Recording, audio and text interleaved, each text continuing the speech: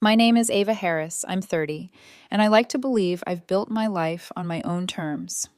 Every morning, I slip into my nonprofit office with a quiet confidence, the kind that comes from working hard and knowing that no one can take your principles away.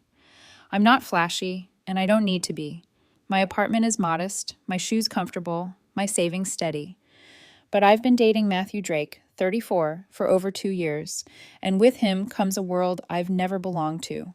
A world of marble foyers, champagne tastings, and a father who has never looked at me without condescension. Matthew's father, Gregory Drake, 55, is the kind of man who built his empire from the ground up, yet he walks through the world as if everyone owes him respect simply for existing. He owns Drake Signature Properties, one of the biggest real estate empires in the state. From the very first dinner I met him, I felt it, the subtle, cutting way his eyes would linger on my hands, not because of admiration, but to measure me, to size me up and find me lacking.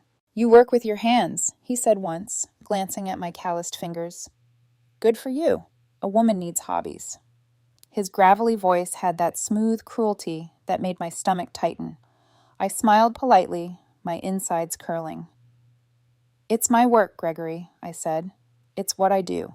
He merely nodded, offering a patronizing smile, like I was a charming child who had attempted something impressive but still, undeniably, beneath him. Matthew, meanwhile, started off as a kind, attentive partner. He held doors open, remembered small details about my life, and genuinely listened when I talked about the nonprofit projects I spearheaded. But over time, I began to notice changes, subtle yet piercing. The way he'd chuckle when his father made a dig about my upbringing, the way his eyes briefly flicked with embarrassment when I mentioned paying my own bills. Even love, I realized, can bend under the weight of family approval. It all became unbearably clear the night before the annual Drake Signature Gala. I had just finished a grueling week coordinating a major fundraising initiative, my body aching, my mind frayed. I walked into our apartment, shedding my coat and collapsing onto the sofa. "Matthew, I can't. I'm dead on my feet," I said. "Can we just stay in tonight? Order food?"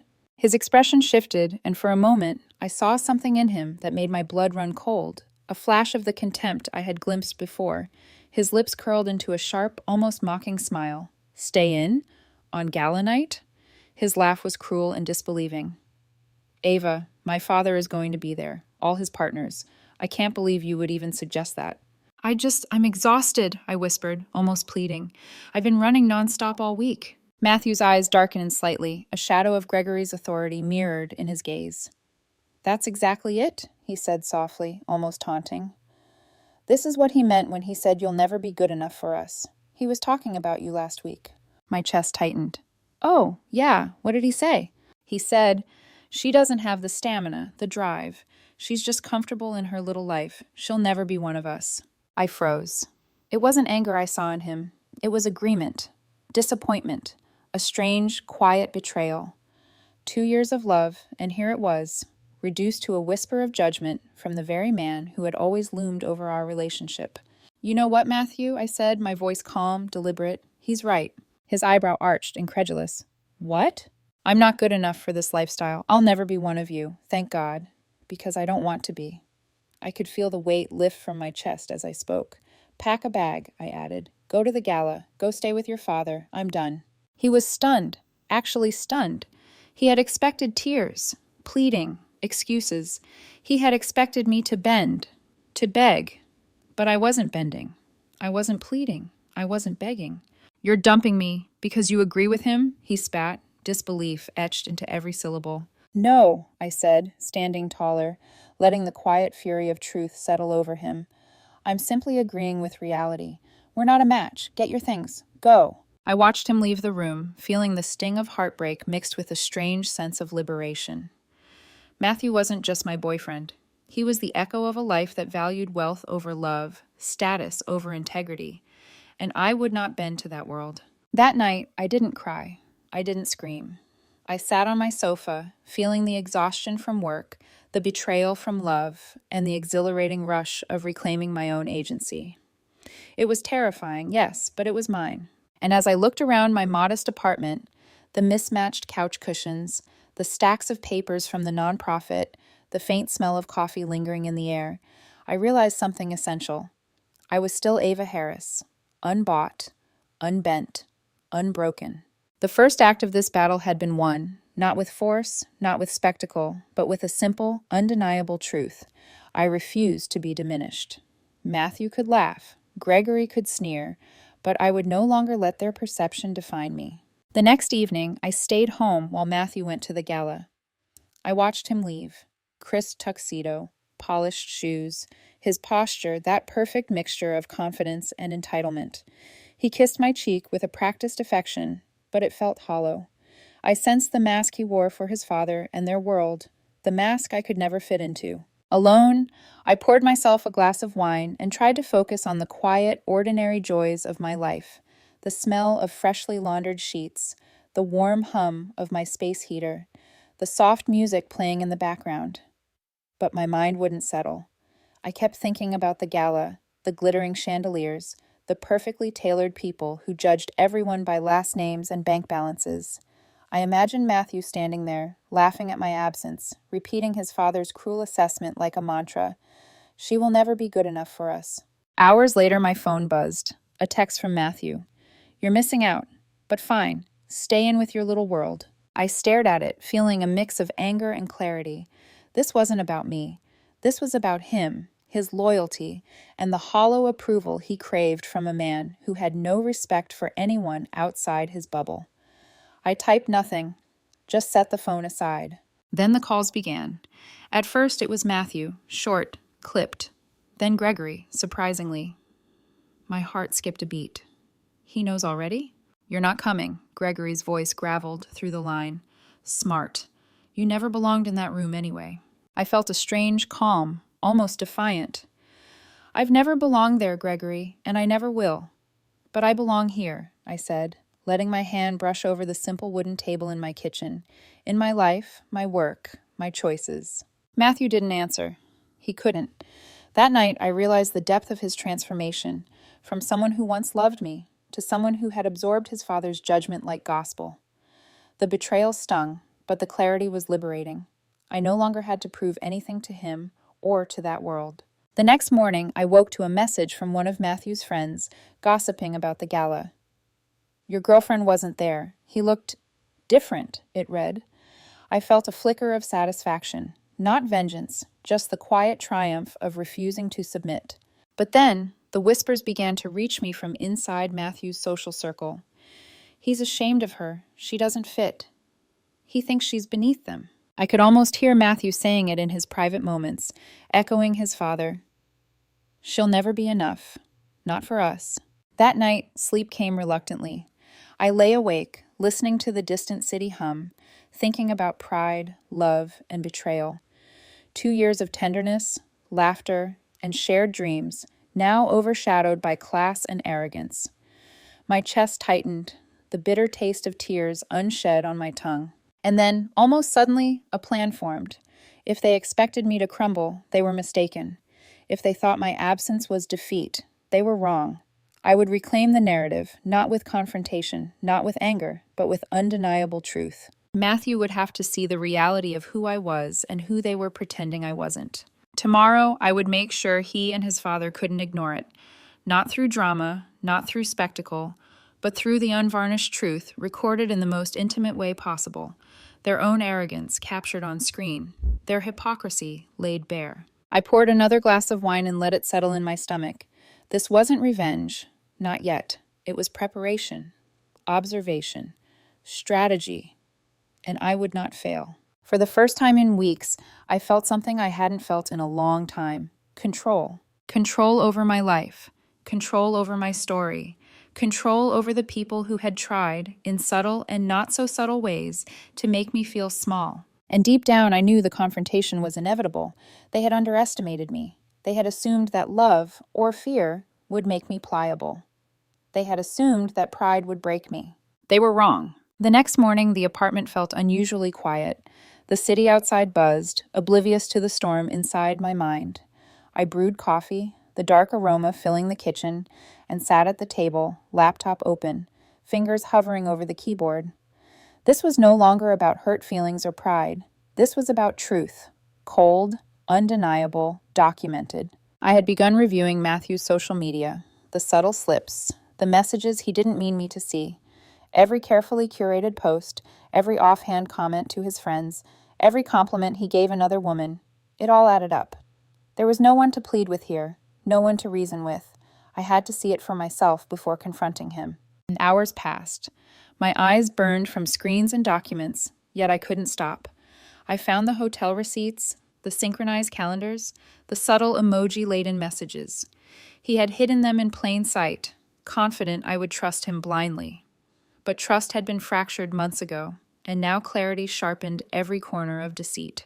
I leaned back in my chair, letting the coffee warm my hands, staring at a photo that made my stomach drop. Matthew, smiling beside another woman in the very restaurant we had celebrated anniversaries in, the candlelight reflecting in her eyes, the same way it once reflected in mine. My chest tightened. This wasn't just betrayal. It was a casual, practiced betrayal. But anger wasn't enough. I needed leverage. I needed undeniable evidence. Something so concrete that no one could dismiss it as paranoia or coincidence. Screenshots, synchronized message threads, emails, receipts, all meticulously compiled. My plan was taking shape, and for the first time in weeks, I felt something like power. I paused and ran my fingers over a small wooden carving on my desk, a gift I had once made for Matthew. It was intricate, delicate, a symbol of the life we had shared.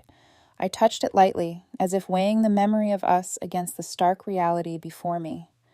My love had not blinded me completely. It had taught me precision, patience, and care. And those lessons were now weapons.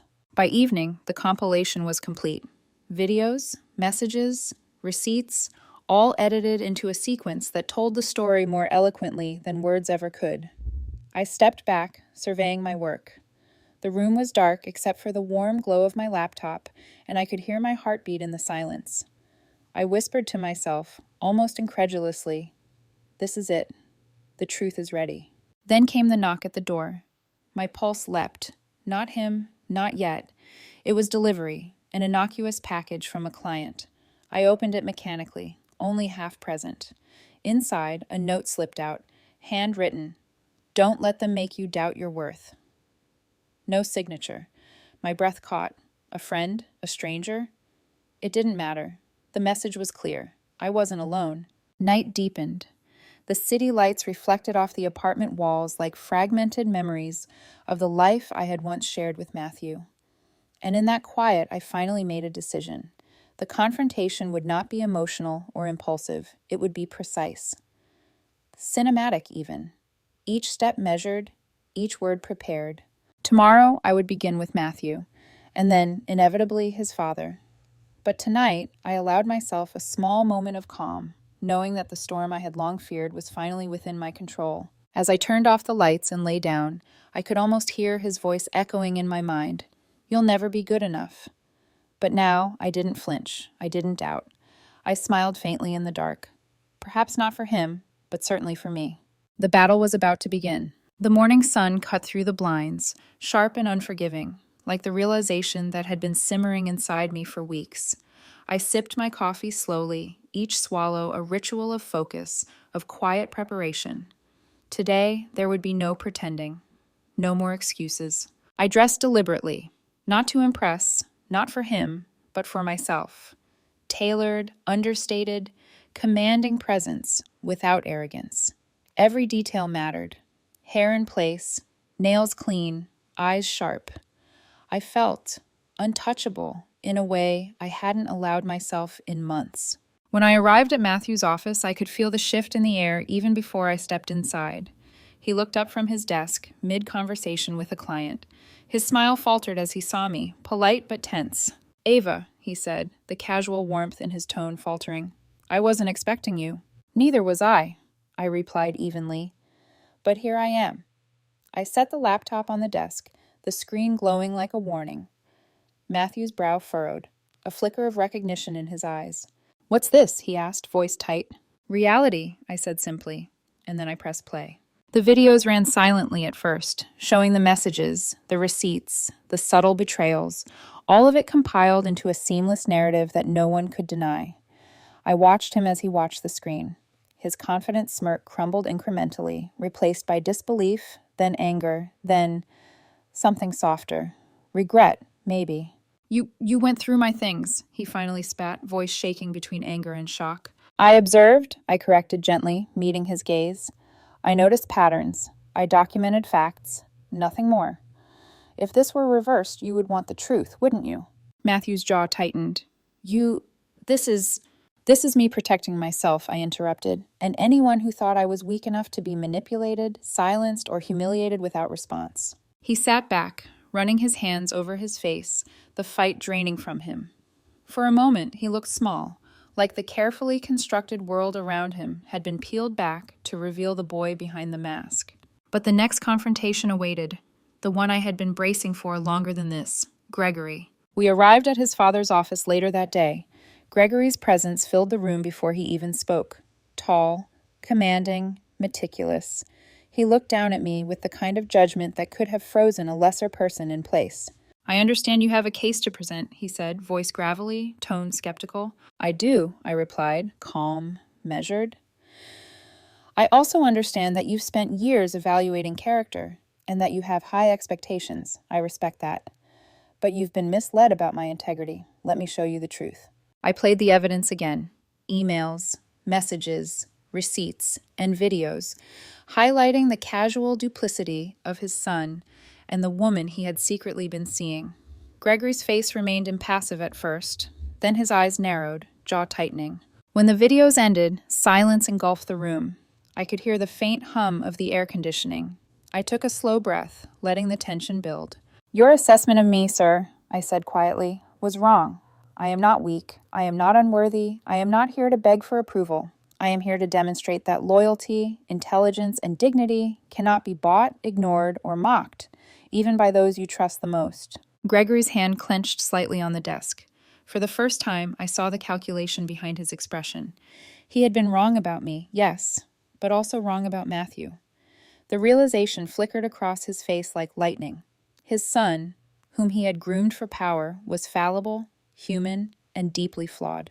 Do you want money? Compensation? Gregory asked quietly, almost reluctantly. No, I said firmly. I want clarity, honesty, and respect. And the rest, I'll handle myself. He studied me for a long moment, then nodded once.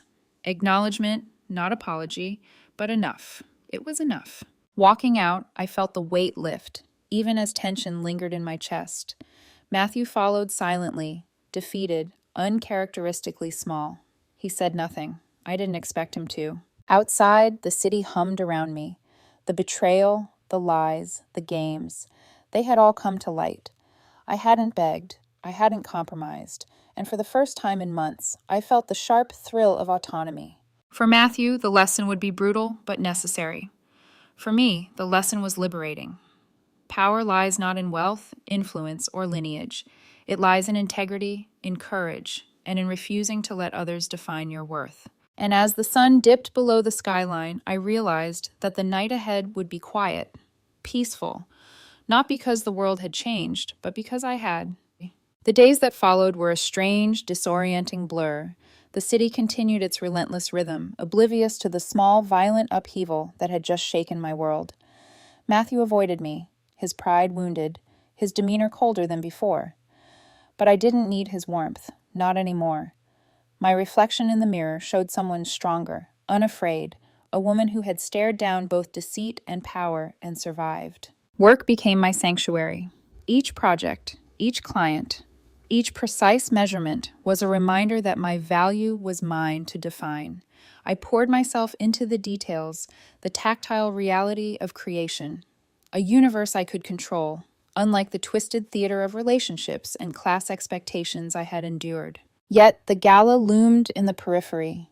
It was the event that had sparked the confrontation, the symbol of everything I had rejected. I received a text from Matthew. You're making this harder than it needs to be. You could still come. I laughed softly, a sound devoid of malice but full of finality. I typed back. I already did my part. Tonight, I choose myself. The irony wasn't lost on me. He had laughed at my refusal, repeating his father's words. You'll never be good enough for us. But the truth was, I had finally agreed, with clarity and purpose, that I didn't want to be. Approval from that world was meaningless. Respect, dignity, and self-worth could not be inherited. They had to be earned, and I had already claimed mine. Then came the call I hadn't expected, from Gregory himself. "Ava," his voice gravelly but measured, "I've been thinking about yesterday, about everything." I braced myself. "You showed me the truth, and I was wrong about you, about him, about what I thought mattered." I let silence stretch between us. "You have fire, intelligence, and backbone," he continued. "Not everyone has that. Not everyone deserves respect. But you've earned it. Don't ever let anyone tell you otherwise." I closed my eyes, letting the words settle, letting the validation arrive from an unexpected quarter. It wasn't about forgiveness. It was about acknowledgement. And sometimes that was enough. Later, I walked through the city streets, feeling the night settle around me like a velvet cloak. The neon lights reflected on puddles from the earlier rain, each ripple a reminder that nothing stays stagnant, nothing stays small. The lessons of betrayal, pride, and class tension had carved lines into my life, but they had also forged strength. Matthew eventually reached out again, weeks later, his voice hesitant, tinged with regret. "Ava, can we talk?" I considered it, briefly, but I knew the answer already. Some doors, once closed with clarity, were never meant to be reopened. My life had moved forward, my priorities had shifted, and the illusions that once held me captive had been stripped away. I sent a simple reply.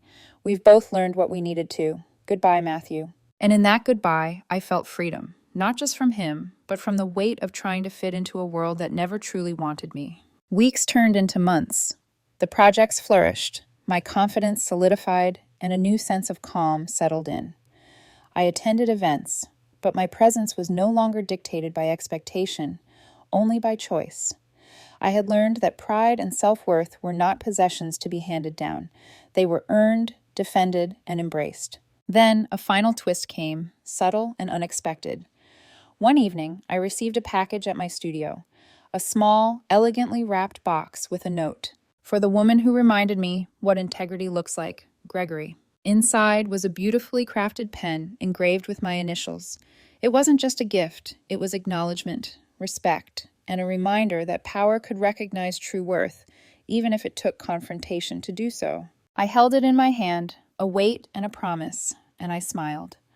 The past had tested me, humiliated me, and tried to define me, but it had also revealed my strength, and now I knew nothing could ever take that away. The city lights outside glimmered like stars reflected on dark water. I inhaled deeply. The story wasn't over, not because of anyone else, but because I had the pen to write the next chapter myself. I was enough. I had always been enough, and now the world could see it too.